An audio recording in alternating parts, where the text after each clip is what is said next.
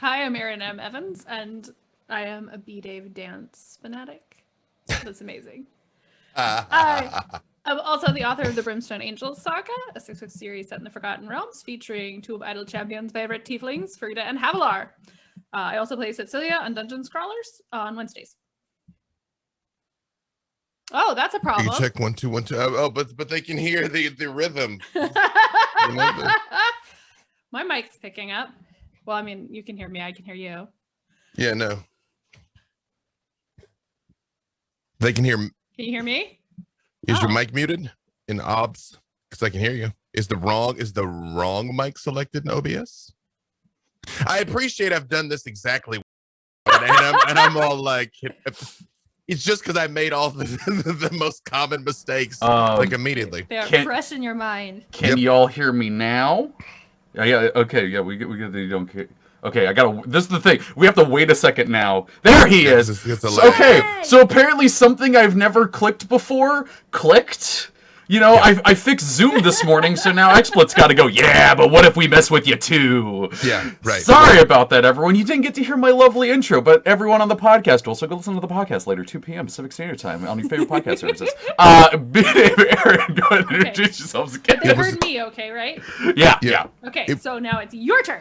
Oh, also, I forgot Unfair Seas. I'm on that. Yeah. I was immediately about to point out that there's still you lose track of the shows that we're on together. That's it. Are we on it already? Isn't that what this one is? It's an ever increasing number of projects. That is true. Yes. Hello, B. Dave Walters. I say words about things. I speak the international language of dance, which is simultaneously to distract Treavor and to tickle Aaron. So it's a multi-purpose. It's like guiding bolt. It does damage and also provides initiative. It is the guiding bolt of dance. Okay. Yeah, I say words about things clearly.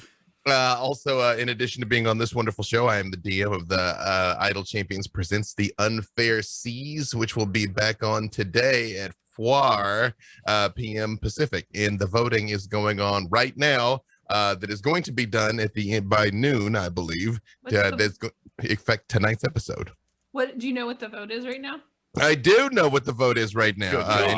You have to go into Idle Champions right now to vote. I do know, but I can't tell you because if you don't know, it's mildly spoilerish.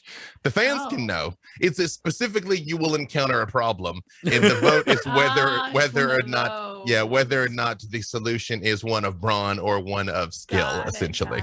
But go into Idle Champions. If you got a second screen, you can do it right now. If not, you can do it like when brawn always. Yeah, 100%. Chocolate with a glaive. Right, it's true. Yeah, but what if it's like skill and brawn and it's like a rapier? You know what I mean? Like then. Why would I use a rapier? I have a glaive. I feel like Havilar is here right now. It comes out. That's it. You have to be able to switch. Which. So again, you all, if you know me, especially if you've ever worked with me, I have the privilege of knowing a lot of delightful people, and we'll be sitting here in the green room getting ready to go on, and people are always like, hey, let's talk about that thing. And I'm always like, talk about it when we're on camera. You're like, to share it with the people. And his domain is content protector. Literally, my domain is content. That is, if you become, I was about to say if you become a paladin of me, but let's be honest, I create warlocks. But if you become a warlock, B-Dave, we should work on this DM's Guild project. Just the content domain and patron. You know what's funny? Somebody statted me out as a warlock patron, but the content domain needs to exist. Yes, Aaron. That's the thing, though. Like, this is a slice of my warlock TED talk. Is I think the thing that you prioritize with a warlock is what plane are you drawing the power from, and if you draw your power from the plane of content, I love it. I was gonna say plane of knowledge, but we can have a plane of content. Yeah. Because are they not all planes of content? I don't know exactly, and it gets very fuzzy because sometimes the planes are like this plane of fire versus that plane of fire. And they're very important, subtle differences. Yes, nevertheless. Shout out to the plane of ice cream and milkshakes that Freely never gets to go to. it came up as a recurring gag because we got shifted to, I think it was the Plane of Fire, and Freely pointed out that it's like, why is there never a good plane? Like, you get there and it's always terrible. Like, there's never a plane of ice cream and milkshakes. Right. And so the recurring gag became we were going to find it. And then Todd Kenrick, monster that man is, I was absent one week, and that was the week they went to the plane of ice cream and milkshakes. So they've been. Freely still has it. Yeah. Thanks, Todd.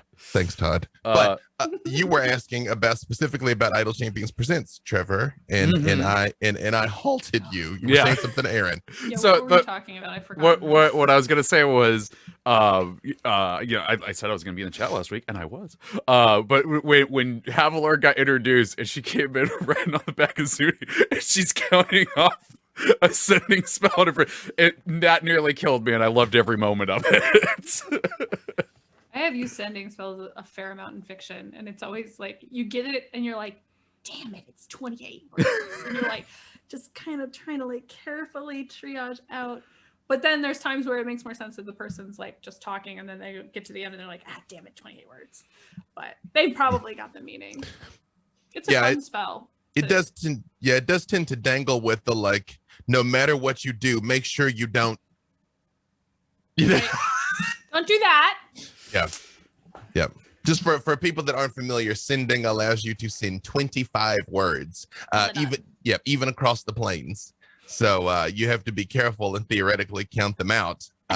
Also, if your message gets across in 18 words, the next, what is this? I can't do math with this. 7. Mild headache. The next 7 words you say are going to come out. So if you finish and you're like, whatever you do, don't touch that door.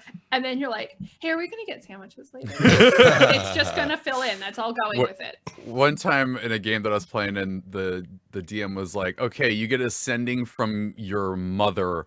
What does she say? And I basically said this long-winded thing that half explained that the family and everything were on their way. But I got to the end and went, oh crap, that's all I have. Bye. And he's like, did you just really like give your own character less information for a joke? I went, damn right I did. Nope. It adds realism. Yes, absolutely. We've all composed tweets. We know how hard this is. It's true. It's true. But we're not here today to talk about tweets. We're here today to talk about Ariza, the Glamorous Siren. And I believe that she is the first Aasimar to be a character in Idle Champions. Is that right? I think so. Mayhaps. I'm sure chat will correct me. Exactly. That is true. Like for forgetting somebody. Yeah, we've got experts. Yeah. Thank you, chat. I did want to read from the blog post that they did just a little while ago that was about Ariza. Ariza is an Aasimar whose radiant soul brings divine Turiel. Oh, sorry. What? I interrupted you. Chat said Turiel. Sorry. Oh, you right. Sorry, I realized you were talking. I apologize. It's okay. Ariza is an Aasimar whose radiant soul brings divine fury to the battlefield with style and grace. Her flaming wings ignite. Ariza gains a stack buff that increases with each kill. Let's see. There was. We are absolutely thrilled to work with Christina Ariel, who you may know from Sirens of the Realm, Star Wars: The High Republic, co-host of our very own Improvised Champions, and one of the stars of Idle Champions Presents: The Unfair Seas.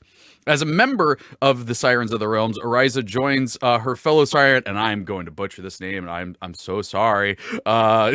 Valina Variar. I'm gonna go with that. I'm sorry. That's the way I said it. So also known as Satine's character. Yes. Right. On the Idle Champions roster, a glamorous vocalist. Her robes always remain pristine, even in the heat of battle, which she never shies away from the thick of it. So, yeah. What do you? Oh, go ahead. Her pirate version has treasure wings, and it's the best. I love that so much. That's such a cool detail. That is. Yeah. So Ariza originated in Sirens of the Realms. Yes. Which is a fantastic show. Mm-hmm. Do either of you know any lore about her specifically? A little bit. I just wanted to say, as an aside, Vivka also played in Sirens of the Realms. That hence the gag of them being like, "Don't I know you?" And it's like, "No." Yeah. Crap! I didn't even think about that when it happened. And when Black Viper started bagging on the green haired girl from that was her character from Sirens of the Realms. So Vivka was one of her characters was trashing her other character. That's what that whole gag was there. I love that. Oh, go ahead. No, I was like, Ariza is a bard cleric, I believe is what she is. I mean, I think you got a pretty good sense of what she's about on the show. Right. Which if you haven't seen, you should watch episode 1. The VOD's available. You can catch up to be live with us at 4 p.m. Pacific today. It's true. I always appreciate when people play bards like actually sing. Yeah. And she has such a good voice, and she came up with such good songs. That is true. That is her secret kung fu for 100%. The actual like coming up with the new content right there on the spot. Like she's really fantastic at that. Yeah, there's like when she started singing things during Unfair Seas, I'm just like, did she have this prepped? She did not. She was like kind of taking a little bit of notes at one point, and I'm like, oh, she's making this up as she goes. That is amazing. I could never, ever even fathom to do that. Aasimars. Yeah. What do we know about Aasimars? Well, I was going to say, I believe she is a protector Aasimar. I think so. Don't quote me on that, even though I know I just said it out loud, but I believe she is. But yes, Aaron, you were about to say something. I was going to say, Aasimars are mortals. They're like humans. They're like tieflings, but instead of having fiendish ancestors, they have celestial ancestors. And so that can be like an angel of some kind. It can be... I'm still blanking on it. I'm also... Like my brain Deva, keeps swerving back towards the 4th edition version, which were called Devas. Were really cool, but very different. So I'm like, and then I get reborn, and no. One of the things that I like about Aasimar that I find is serially underused, at least that I've seen. Obviously, I've not been at every table, but I've been at a lot of tables. Is they have their guiding spirits that talk to them and try and like pull them along and appear in their dreams and things. And I find a lot of times that gets very much underused. I think. Whereas with Ariza, like the Deva that is possessing her sometimes, that is present, and I love that. 100%. Yep. Well, one of the things I wanted to ask was so with tieflings, it can be either that they are blood related to a fiend, or that a deal was done, like sometime in their ancestors' past. Aasimar don't have that. It is just blood relation, isn't it? As far as I know. Yeah, that's my understanding. Yeah. I thought that was an interesting distinction, though, between them, because they are very much like, this is the fiend side, this is the celestial one. That's the thing. You can have a celestial pact warlock. So I could very much see a character for flavor being, the deal was still struck, but it was struck that we would serve, these higher powers, rather than these infernal ones. And yeah, that to that type of Aasimar that we were just talking about, there's 3 different kinds: there's Protector, Scourge, and Fallen. Protectors are just that, and for when you're playing 5th edition, there's a stat modification that comes along with this, of course. Protectors are just that, they're the tankier, more heroic ones. The Scourges are more the like, the Protectors are like, I'm gonna save you from evil.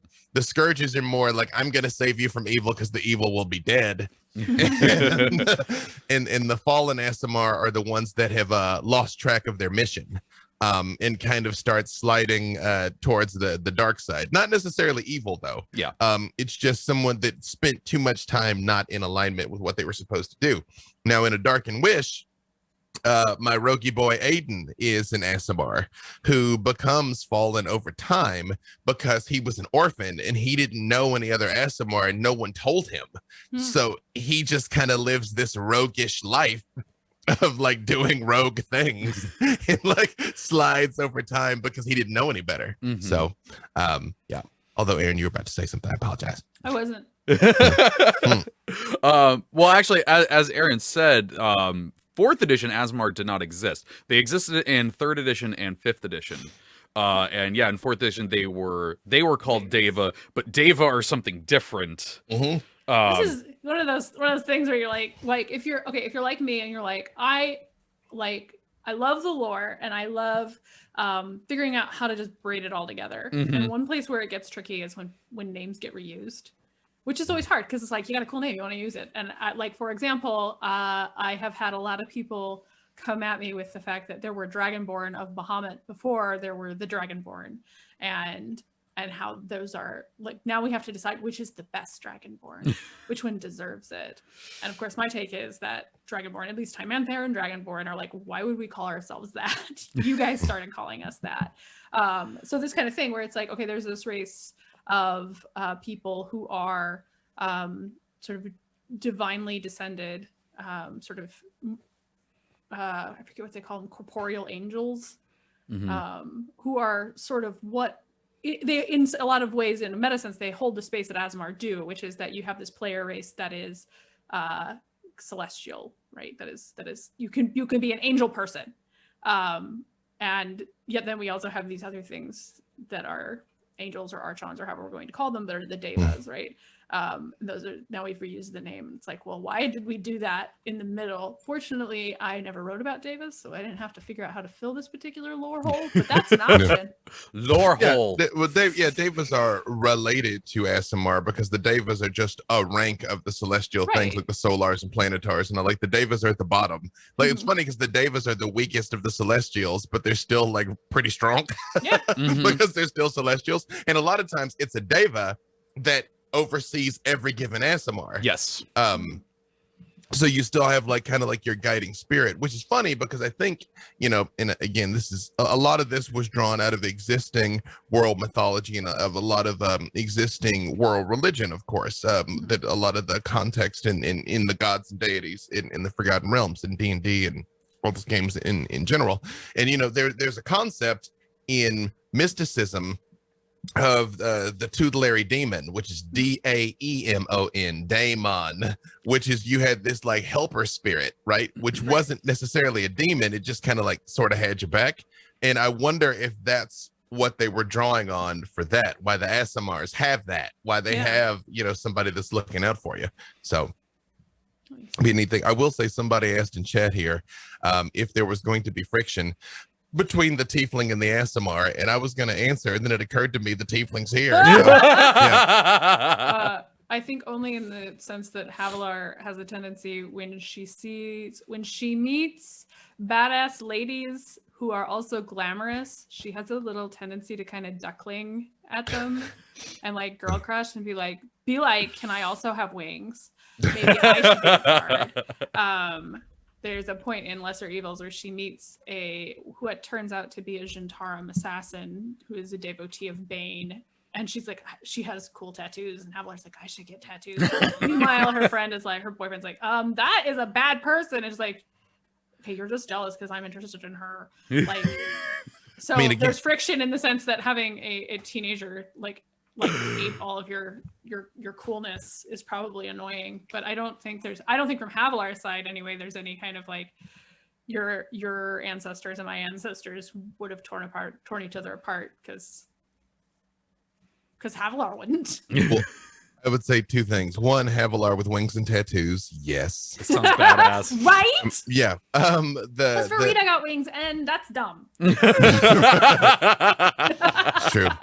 And the second thing is, I think this is one of the things the game has tried to shy away from and is continuing to shy further and further away from, is the connection between race and morality. Yep. That just because you were born a tiefling and they're born an Aasimar, we must now not get along, you know, or that, you know, tieflings have to be bad, or even tieflings have to be chaotic, and that Aasimar have to be good. They don't. You know, you can have a chaotic evil Aasimar easily. You can have a lawful good tiefling easily. So, yep, it just is somebody in the past made some choices.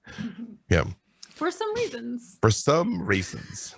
Yeah. Imagine if you I think that would be a great character arc, though, where you're like, I'm an Aasimar, you know, I have a celestial ancestor, and you found out at some point along the way that basically it had been a celestial pack warlock that traded you up, you know?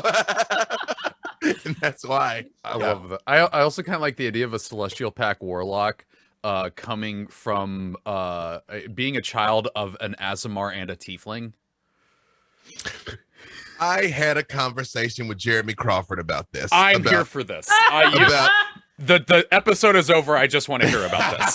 This is still lore because he helps form. Because my whole argument was, why can you only have half of some creatures and not others? Because I wanted to have a half Aasimar, half halfling. That was a character that I had the very first stream I did, Theogony and Kairos, and honestly, the simple answer is because reasons. The slightly more complex answer is, in the original D&D, the method by which elves and orcs in particular reproduced allowed them to mate with humans. That's why you could have a half elf and you could have a half orc. And orcs were like a parasitic infection originally. That was how you got more orcs. Almost very much how Saruman is hatching I said Jim Hadar. That's the wrong franchise. Their shields are broad and their armor thick. Urukai, yeah. Right. I think I'm seeing Jim Hadar. I was like, Jim Hadar, man. I mean, the parallel is apt, but I know, but I also haven't thought about the Jim Hadar in so long. Hey, victory is life, okay? But that being said, very much as Saruman was hatching the Urukai is more akin to how orcs worked originally. So that was specifically why you had half elves and half orcs. And then that just kind of continued being those are the only two. And I still was like, yeah, but you realize that makes no sense, right? Like, but and as we've talked about before, then that is one of the beautiful thing in the burden of lore and theory crafting on the level that we do here. If you dig deep enough, the answer to 100% of these questions is because magic. Yeah. So, but it's because it sounds cool for the game. Well, I, flatly refusing to accept that answer, put my half halfling, half Aasimar character in there, and I named the kid Crawford expressly for Jeremy Crawford. Yes! I love it. Oh, and that's why. One of my players last year was like, most of his characters have been related. He's played two brothers, and now he's been playing another game, the grandfather of them. But he's been building this lore in his head of the family, and he's like, okay, well, Alton is a halfling, Herc is a half orc. Their parents got together after they were both born and had another kid. And so he goes, I want to be a halfling half orc. And I went, that's the most beautiful, wholesome thing I've ever heard. And so I went on D&D Beyond and I made it. That's technically the half orc in Dungeon Scrawlers. Stong the Bard is we have recently discovered his father is actually the strongest halfling in the world. I love it. Which, like, it's also, I enjoy the fact that, like, his mother is this terrifying orc chieftain, Vrang. I love her. And actually, like, while his father, like, roams the plains, they do have this extremely healthy relationship for being two total oddballs. It's great. You know, here's the thing. There would be a ton of half dwarf, half orcs. There just would. You know? There just would. They spend too much time around each other. It's true. Like, that would be a thing. Also, they're abominations and should be eradicated, even as I think it in my mind, because I don't like dwarves and I don't like orcs. And, you know, I would commit myself to to purging them from the earth. No, that's the backstory to how moblins got made in Legend of Zelda. Oh my. Anywho, we got a little off topic there. Let's did we though? I know. Let's say this. So Ariza has a deva that is overlooking her, that sometimes possesses her and speaks through her and everything. Now deva in the non 4E version, what lore do y'all know about that? They're one of the lower ranks of celestials. Previously, they came in flavors of monadic, Movatic, and Astral, I think. Oh, wow. Although I have to tell you the truth, I never was good at telling what was what. They all just seem to be beautiful angel people of slightly different angles. I love beautiful angel people. Oh, sorry. I don't know why I said there because I was looking at something on the page. Astral, Monadic, and Mavonic, 100%. Oh yeah, there it is. There it is. Mavonic. I said Mavonic, but that's okay. I 100% would have not remembered those words. That is why she is an expert. It's true. It's true. That's why I pay her the big bucks. So yeah, the Deva is the lower form on with Planetar and is it Solar? I always say Solar. Yeah. Oh. Yeah. I say solar, but I honestly don't use them very much. So there you go. There you go. And those are the ones that really look like kind of classic modern angels. Solars are like big angels, like Planetar. Planetars are bald and green. Well, Planetars and yeah. But the Solars are like angels. Yeah, they're like the strongest angels. I do like that. Oh, sorry, go ahead. Sorry, I apologize. I interrupted you. I was just gonna say they're the equivalent of like the pit fiends is what Solars are. Oh, that's okay. I get that now. I do like that depending on what celestial being, like the Aasimar. Oh god, what was that, Aaron? That was a cover in your face laugh. We're talking about star-crossed lovers, and I immediately went Solar plus a pit fiend. Tragic romance of the ages. And they like. I don't even know if that generates anything. I don't know that. Sparks is what that generates. Because a lot of these things too, it's like don't reproduce normal, like in a normal sexual reproduction. But then there are half versions of these and descendants of these. So at some point they went, let's give it a shot. But you have two things that don't naturally go like, yes, I would like to make babies. And then they get together. Do they go, let's give it a shot? Or do they just have, I don't know what they do. This is where what I would do is I would have two characters. I would have cursed. Don't do it. But it's gonna happen. I would have a tiefling and an Aasimar that were like fated star-crossed lovers because they had ancestors that were a Solar and a pit fiend that could not be together. Okay, that I like. I do like that. But also like how we're saying like what love stories we can't do when we've tried to set this boy up with the Raven Queen for so long. Can do whatever he wants. She's gonna come around, man. Just like Arcus. She's gonna give you a chance. I need a little boombox for him in a trench coat. We do need a little boombox. We're trying to make that happen. I know. But see, then you've got. I mean, like you've got good and evil. That's bad. But you got lawful. They like to know what's going on. That's true. Mm-hmm. There could be something. Anyway. Sorry. No, I'm gonna take this a little bit further. No, it's not down the past. The pit fiend and the planet or the Solar, they're their actual parents, and then they get together and they gotta have the parents meet for the first time. And they're like, you again. You. This is how we do meet the parents in D&D. It is. The giant pit fiend. I have nipples, Greg. That's the wild thing because I come back and this is what I was alluding to earlier is this continued divorce between race and morality in D&D, which I myself have worked a lot about. And when I say the distinction of race and morality, what I mean is you're evil because you are a drow. You're good because you are a high elf. And it's like, no. You are a drow who may be evil and you are a high elf who may be good, but not because of that. But when you get into these things, these archetypical things, theoretically, you get a character like Zariel who's fallen, you should be able to have, something like a Baelor or a pit fiend that found redemption somewhere along the way. It's got free will. I mean, it is fundamentally a creature of evil, but that doesn't mean it can't make a different choice. Yeah. No, 100%. Oh, I do have to call this person out in the chat. What is your name? Kilt71 says #pitfiendcheese, and you know what? I walked to that joke, and then you picked it up, and I can't be mad at you. I don't even know what the pit fiend has to generate that you make cheese out of. Right? Like, Wow, there's so many questions I have right now. So many questions. I have a number of additional questions. This also like delves into like sex and gender in fiends, because they tend to be like one or the other or neither. And if pit fiend looks pretty masculine, can it lactate? I mean, if it felt Aaron's like asking the real questions over here.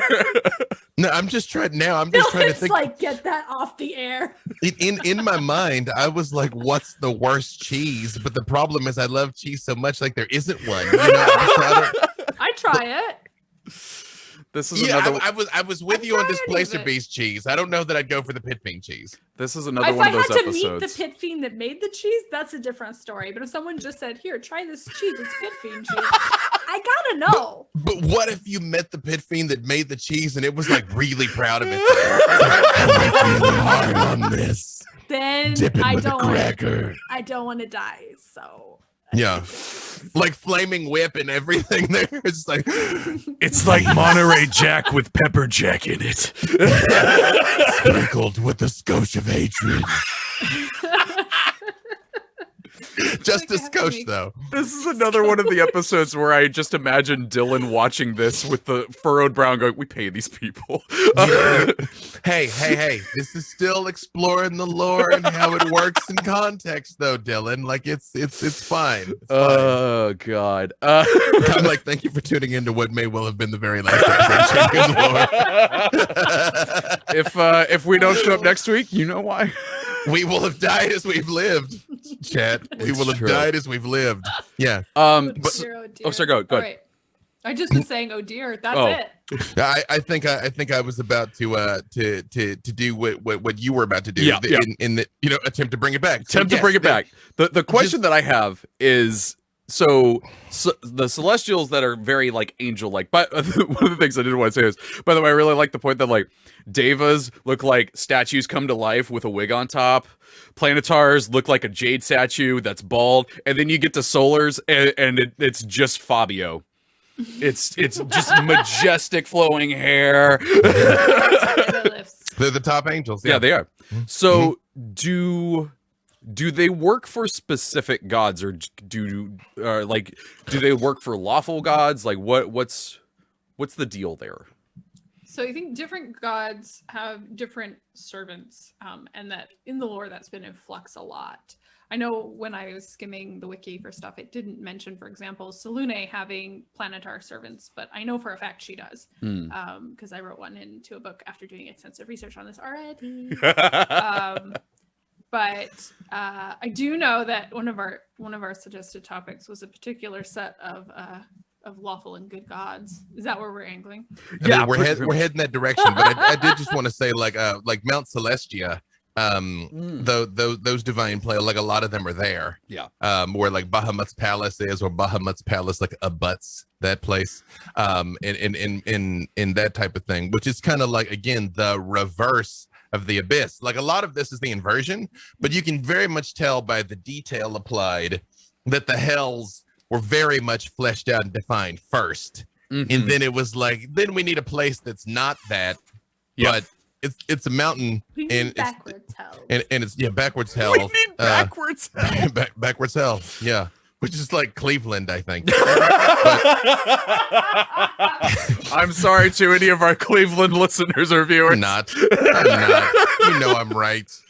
But I'm from Little Rock, Arkansas, man. I can't throw stones at anybody, and yet. All I know is Cleveland rocks. Cleveland rocks. Yep. Yeah. So yeah, I think that was the lore of those places is more conceptual, whereas in the hells, it gets down to, like we've talked about before, the minutia of this one was married to this one, but murdered and betrayed that one, and now whereas like Mount Celestia, it's like, no, everybody's kind of hanging out and having a good time, and Bahamut's got like a platinum palace with the bones of his enemies on the wall, which is the most metal thing ever, by the way. The most metal thing ever. And I've used Bahamut's palace in several games, and I always do this, where I describe it as this unspeakably lavish place. And then they're looking around, and I'm like, yeah, and then there's bones in the wall. And people are always like, excuse me, what? It's Bones very tasteful. It is. I mean, they're nicely displayed. Yes. Which I mean, Bahamut, good deity. I know he is not one of the good deities that we were here to talk about, but even. Oh, sorry. Go ahead. I was just gonna say, I myself very pro Tiamat, but on occasion Bahamut, gotta know what's up with him. I get that. I have unrelated feelings about Bahamut. So the gods that we were kind of suggested to talk about, Helm and Torm and Tyr, this gets like a little bit tangled, but Torm, Tyr, and then another god called Ilmater are a grouping that is often called the Triad, and they are sort of gods of lawful good. So Torm, I have to double check. Torm is the god of duty and loyalty, and very paladin-y god, doing the right thing. Tyr is a god of justice, and then Ilmater is kind of a god of sacrifice. He's like a martyr god. But so you have this triad, and then in 4th edition, gods kind of got recombined for spell plague reasons, and because people are working with imperfect understandings of higher level planes. That's my argument. Bahamut was briefly slotted into the triad instead of Tyr, who was revealed to be an aspect of Torm, or who was sort of shadowed and protected by Torm, depending on what point in history you are trying to conceptualize this invented religion. That makes sense though, because Tyr ascended. Tyr started out as a mortal though. That's right. So yeah. I think Torm did too. Yeah, I think Torm was immortal in Netheril. That sounds vaguely familiar. Also, shout out to my friend Tanya DePass, Cipher of Tyr. Whenever you read that Tyr in her title, this is the Tyr she's talking about. Nice. TYR, our homie. Heck yeah. And then Helm is, I find interesting because he's just like, no, I'm not a joiner. Yes, Torm did start as a mortal. Mm-hmm. I like his picture from I think that's a 3rd edition picture where he's riding on a dragon. Yeah, I'm looking at that right now. It's real badass. I always look at it and like, Torm's a dragon? No, the guy on the dragon. He's the guy I on can't the tell dragon. you how many times I've had this thought process, but it's a lot. And I had a cleric of Torm in my books, so not a good one. He's not a good cleric. Here's the question, and this is like one quality, not like morality. Yeah. Here is one that I never was able to figure out myself. Which dragon is he riding there? Because that's a good important. question. No, That's important. That matters. which dragon isn't he riding? Which dragon isn't he riding? The answer to that is Tiamat. He's not riding Not Tiamat. riding Tiamat. You guys know about my special. See, there's Gotta 2 earn dragons that I have a special relationship with. It's Tiamat and Null. Their third brother. There's a third one. Mm-hmm. Bahamut and Tiamat have a brother named Null, and I pull him into a lot of. He's like death and shadows and darkness. If you dig in, the Draconic Pantheon has a lot of extra gods that nobody talks about. I did not know about this. But Null is cool. And I feel like they take that really personally, by the way. Even normal dragons are fairly catty. And then you've got like a divine dragon that's kind of been forgotten about. Like, Yeah, I mean, no one cares about Chronepsis. Yeah. Can you imagine how petty Chronepsis is, though, but because of this, though? Yeah. I always wonder how much of it is like dragons live so long that like being an observant dragon, what does that mean? Like you go to temple every 3 millennia? God take it. Maybe the draconic gods are like, that's right, you guys. See you in a couple thousand years. It's true. It's also my argument always for like dragons in the realms in particular have these extremely unwieldy names. And my point was, if you live that long, like, why do you care how long it takes to say your name? Like, no, you just keep add a couple extra syllables. Why not? You just keep it. Yeah, you just keep adding vowels. Yeah, Mhm. as every 100 years you get a vowel. So I was doing some research here while you're talking about. I was looking for Torm's gold dragon friend, which by the way on the Wikipedia page for it literally just says Torm riding his gold dragon companion. The most I could find was one Reddit post that was a question like, hey, you know, there's this artwork of all of these gold dragons that he's with. Does anybody know its name? No comments. Nobody even bothered to say, I don't know. So you know what? He doesn't have a name, but we're going to name him right now on Champions Lore. What is Torm's gold dragon's friend? We're going to name Torm's gold dragon friend. See, here's the thing. I'm going to do this seriously. Like, I'm not going to be like his name's like Steve. See, you know I said Steve first, but I'm like, maybe a Jim. He kind of looks like a Jim. So that's his shortened name. Yeah, it's this massive long dragon name, but it can just be abbreviated to Jim. Here's a nice draconic glossary that was in a Dragon magazine issue that is reproduced online. That I don't have the link to. I always have to look draconic glossary. But I have made a lot of use of that. I do not remember what I would go since so many of these are heavily drawn from mythology, in some cases 1-to-1, I'm going with Typhon. Ooh. Too short. You have to add Jim to it and then something else. I mean, his street name's Typhon. You know what I mean? Like, he's not out there like telling mortals his true name. All these words like, oh my god, what's your name? Thank you for saving us. I ain't telling you. Jim, just call me Jim, whatever. Yeah, just mind your business. That's my name. Mind your business. That's right. Yeah. Because again, that is quite an entrance, by the way, and I do love even in the little the artwork for him on the back of the dragon. Even he's landing like, I'm on a dragon. Even Torm's surprised he's there. Yeah. Like, yay! Yeah. I like Typhon. Oryx is gold, so you could string it Typhon Jamarix. Typhon Jamarix. I love it. Typhon Jamarix. And we'll just pretend that Typhon and Jim, we can work out what those mean in Draconic, so he has this elaborate. Here, I'm gonna write it out in chat here. I know. He has a name. Right. Typhon Jamarix. And there's no spaces other than I and Jim a Y. Oh, you so smart. Well, wait, then it'll be like, Jim, no, it's fine. There could be two Y's in his name. Is it Oryx? Oryx? Aurix is Aurix. Typhon Jamarix. Oh, IX? It's IX. I said it. I already spelled it wrong. Nope. Now this is it. I spelled it wrong. There it is. You're transliterating Draconic runes, so maybe this is just a different. I love it. Tradition of transliteration. See, as a Destiny player, I wanted to spell Oryx a different way, but I like this one more now. Typhon Jamarix. Typhon Jamarix. There it is. That's the name of the dragon. Let Crawford know. It has been decided. Done. We set down the lore. I feel like somewhere in the distance, he just felt like a disturbance in the like dropped his pen for a second, like yeah, but I feel like he's had this before, especially when we were talking about the big boy back there. He's just like they're up to it again. Yeah, it's true. Happening again. Powerful shenanigans in the Force. Yeah. Also, okay. I'm legit dropping this in our chat now. Like, that's really his name. Yeah, there it is. yeah. Typhon Jamarix. I love it. Done. It's canon.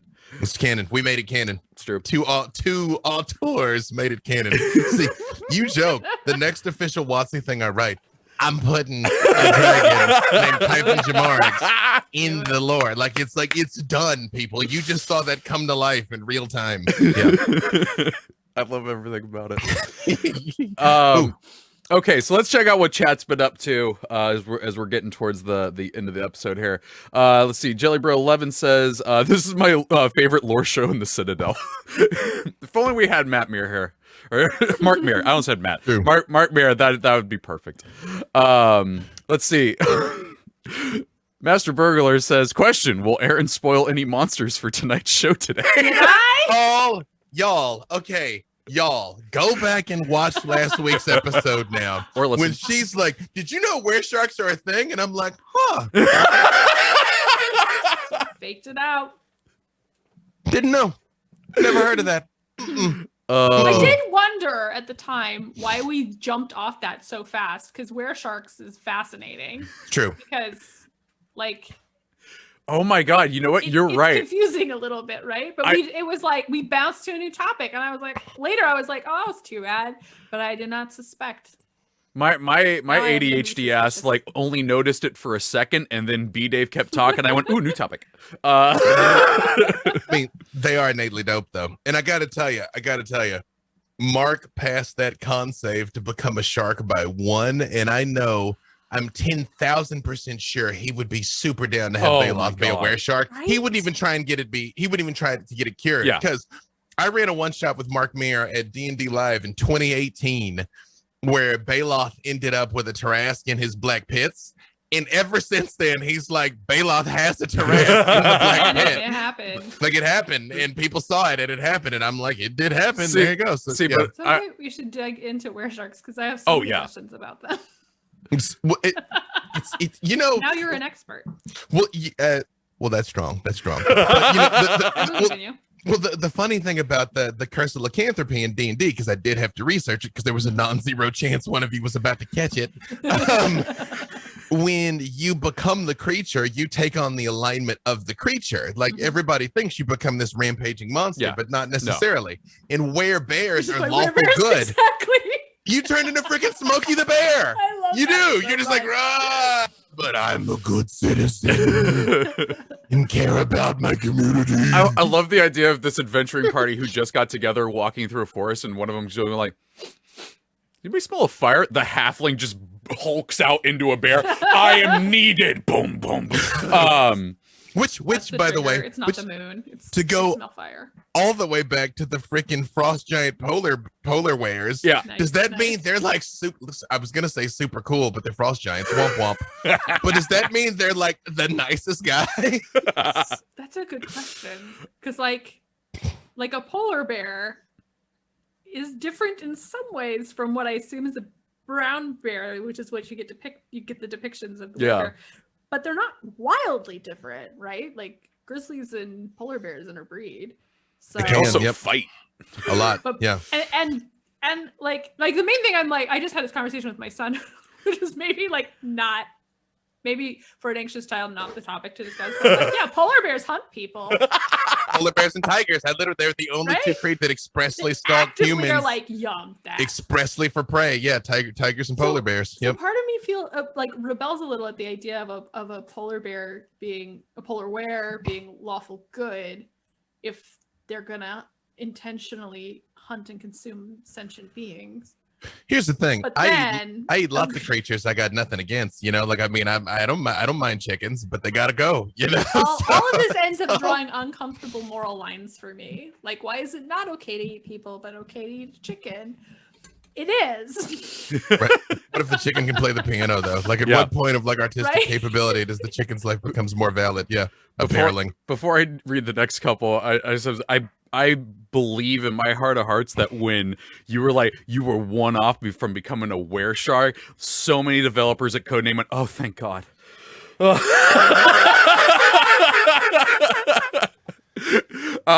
So You gotta escape me this time. Here's the thing: they're not out of that conflict. I'm not above putting more were-sharks in there. Oh, look, all these other people are also were sharks.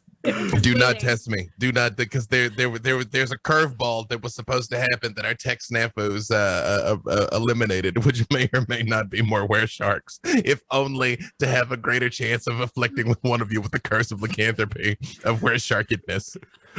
Oh my Jay, Even I don't know, Chad. Tune in at 4:00 Pacific to find out, because that'll be at the top of the episode. Even I don't know. Jay in the text document said, can neither confirm nor deny the sigh of relief. So I'm going to read these three together.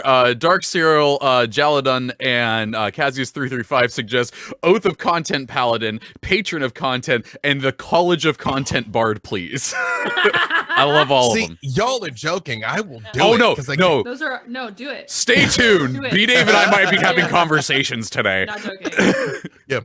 All right. Star Chaser 43 says, so in ICP, which we joked about earlier, not being able to not read Insane Clown Posse, will there The be magnets, how do they work? They were. so in Idle Champions Presents, will there be a time when there is friction? Oh yeah, that was the friction between the Tiefling and the Aasimar. I apologize. You already read that one. You're so much cooler than me. I just wove it in. I wove it in. Let's see. Jester Josh 42 says, "Is Lorehole a plane of content spell?" I kind of like that. I kind of like that. Or it's a bar in the shady side of Waterdeep. we're going to the lower hole when we put in the port today. I like the idea of having in one of these things a high level spell where if you can explain why, you can make something true. Like that's the you see people. I've seen that thing go around with the DM is like you can use the I know a guy if you can explain how you know this person, then they now they exist as an NPC that can help you. That if you can cast this like lore hole sealant, you can explain the gap wish. and now get what you want. Yeah, that like spell's called wish. Yeah, but it's wish that's with called. I think more effort involved. I mean, you better have a good answer. If you cast wish with insufficient effort, then you got a different set of problems. I don't think I've ever. Okay, now to be fair, I haven't experienced a whole lot of times where I've been able to cast wish, but I haven't had to like narrate an explanation of historical and biological facts that could possibly be true to make something happen. I just say I want this. Oh, I have. The DM says, "Ugh, fine." Yeah. No, I very much am from the. I'm from the second edition Twilight Zone Monkey Paw School of Witchcraft, where you will get exactly what it is you ask for. Exactly what you ask for. Yes. You don't have to have a backstory for it. You don't have to be like. But okay, now I know. If I ever have an opportunity where I'm going to cast wish and you're the DM, I need to do my research and bring my binders. This is hand to God. This is true. My patrons, a group of 10 of them, labored for a month and a half to properly word a wish that I could not twist against them, and it worked. They got me. I'm hard to get, but they got me. But yeah, it was. Yeah. No. I tried so hard. I tried. Yep. This is in reference to pit fiends and cheese. Terrible Tank suggests molten Velveeta. Like when it's fresh out of the microwave and it burns your mouth and it's awful. Yeah, but still an ice chunk in the middle. Oh, pit fiend cheese would absolutely still be cold in the middle, inexplicably. Yeah. Just because it's miserable. Even though you can change what counts as the middle of it as you move it around, still always. Garwar says, "Are there female presenting pit fiends?" And I'm gonna tell you this.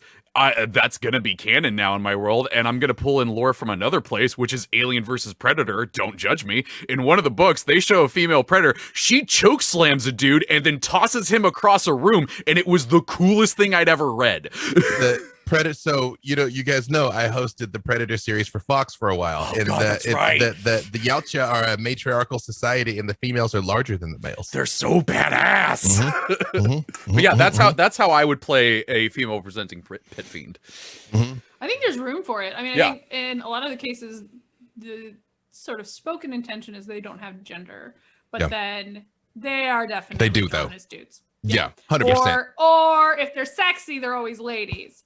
But I will say that I put in a book, which means it's at least a little canon, that when they advance, there isn't like the lady track and the dude track and the ungendered track. There's like you jump. So like one of Havilar's, spoiler alert, at the end of the series, one of Havilar's imps, having gone above and beyond, gets promoted, and while it is a male presenting imp, it becomes an Iranese, and keeps its imp name, which I like.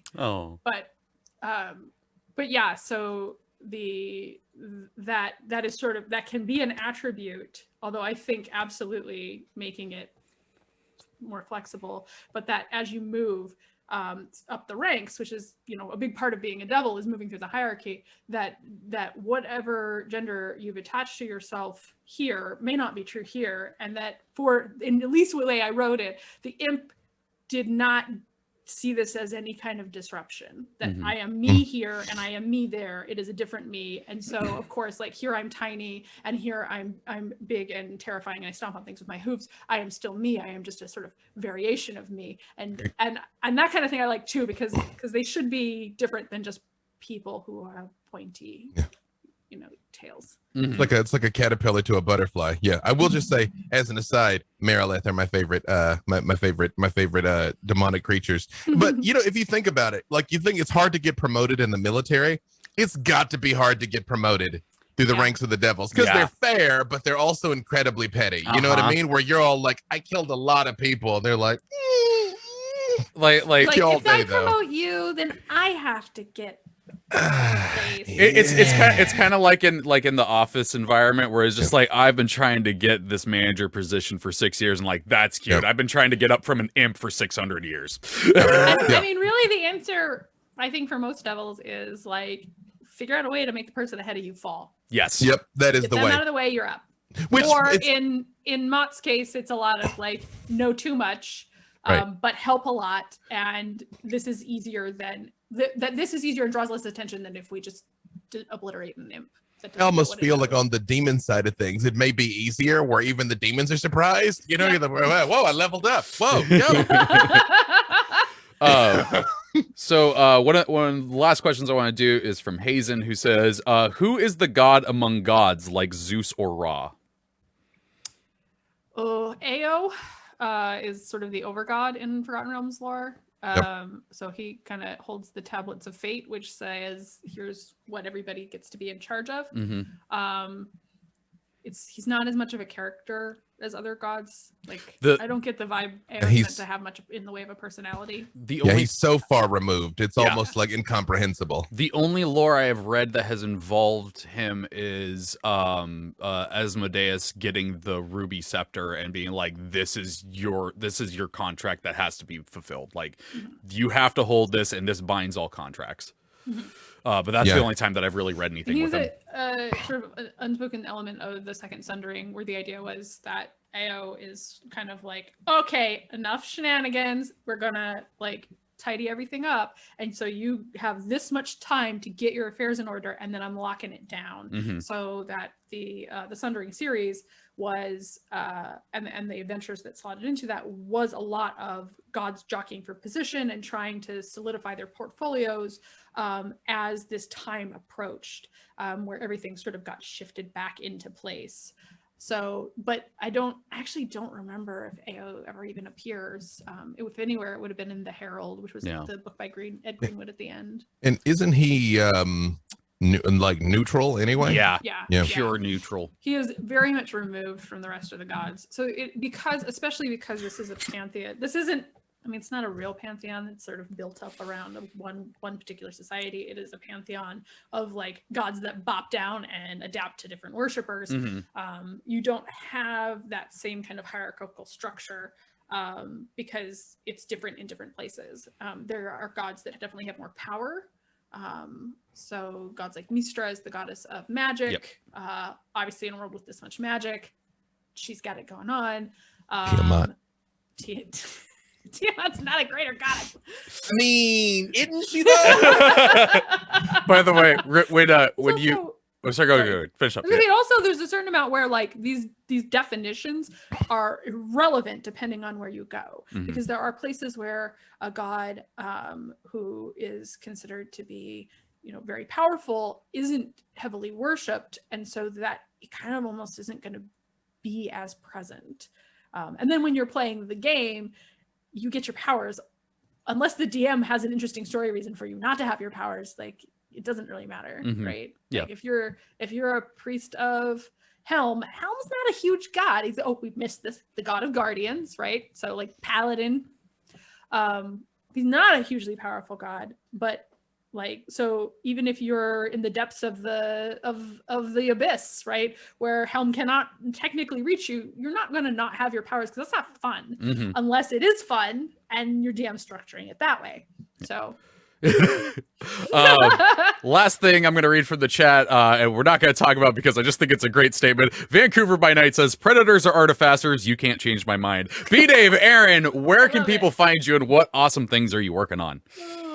Messed up my whole day with that. I literally just replied to that, what have you done?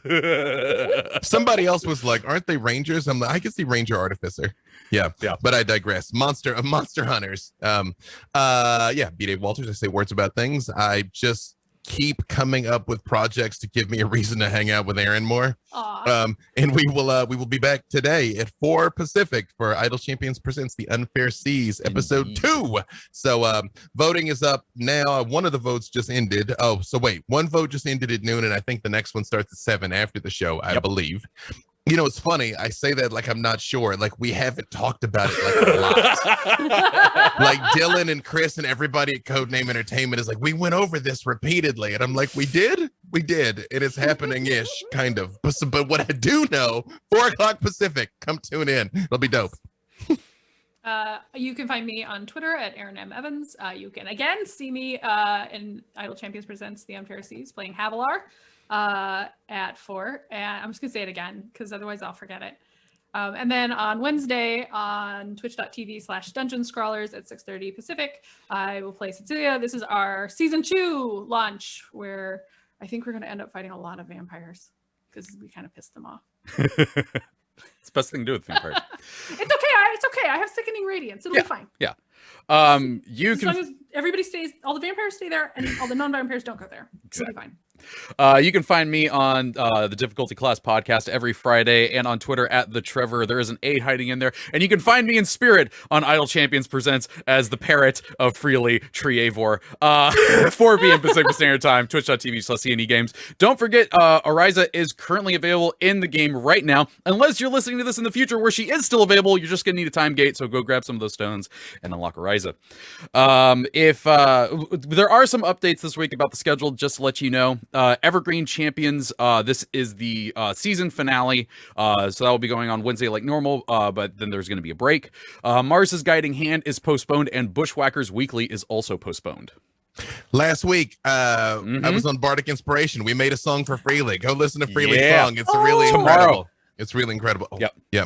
Oh wait, has it not shown yet? Oh no. But don't they? Doesn't Jason sing in the next episode? No. He sings it in that episode. Oh, okay. Well, yeah. Go watch the VOD. No, it was live. Yeah, because I'm like, chat was talking to us. How'd they do that? Yeah. Watch last week's episode. Freely's song is it? It's March 2, the Reckoning. I don't know what time is. If you missed it, or actually, real quick, thank you to Jay for moderating the chat as always. Again, do a fantastic job. Wouldn't be able to do these questions without you. And thank you to Codename Entertainment for letting us talk about some D&D and other random stuff that pops into our head. Alien, predators, or artificers. If you missed any part of the show, you can listen to it as a podcast at 2 p.m. today. And if you are a podcast listener, don't forget that you can interact with us by emailing at championsoflore@codenameentertainment.com with any topic or lore suggestions you'd like us to talk about. But yeah, if you're live with us, again, 4 p.m. Pacific Standard Time. We're going to say it again today. Champions Presents The Unfair Seas Part 2. And if you are listening to us, we'd love to see you next week in the chat. But until then, thank you for listening and watching. Champions out.